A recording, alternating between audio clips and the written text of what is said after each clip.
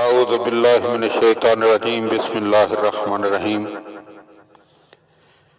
ابو علی الحسن ابن محمد بن علی الطوسی کہ جنہیں شیخ الطائفہ شیخ طوسی کے نام سے یاد کیا جاتا ہے، وہ اپنی کتاب اعمالیہ شیخ طوسی میں بیان کرتے ہیں کہ روایت کی ہے ابو بردائے اسلمی نے اپنے والد سے، رسول خدا صلی اللہ علیہ وآلہ وسلم نماز فجر بلند آواز سے ادا فرماتے، یہاں تک کہ آپ کے اصحاب بھی آواز کو سنتے تھے۔ نماز کے بعد آپ یوں دعا فرماتے تھے، اللہم اصلح لی دینی الذی جعلتہ لی عصمتاً، اے میرے اللہ تو میرے دین کی میرے لیے اصلاح فرما جس کو تو نے میرے لیے محفوظ قرار دیا ہے۔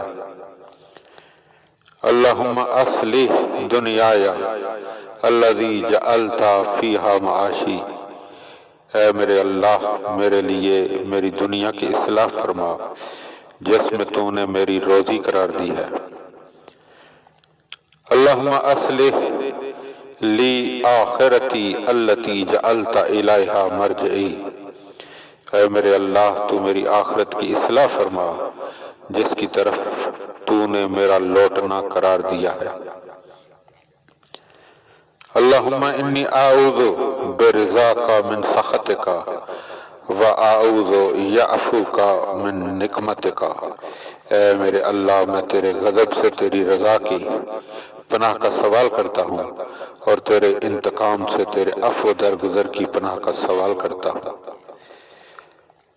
اللہم انی اعوذ بک منک لا مانع لما اعطیت ولا معطی لما منعت ولا ینفع ذا المجد منک المجد، اے میرے اللہ میں تجھ سے تیری پناہ مانگتا ہوں، جس کو تو عطا کرے اس سے روکنے والا کوئی نہیں، اور جس سے تو روک لے اس کو کوئی عطا کرنے والا نہیں ہو سکتا، اور کوئی کوشش کرنے والے کی کوشش حقیر نہیں ہو سکتی۔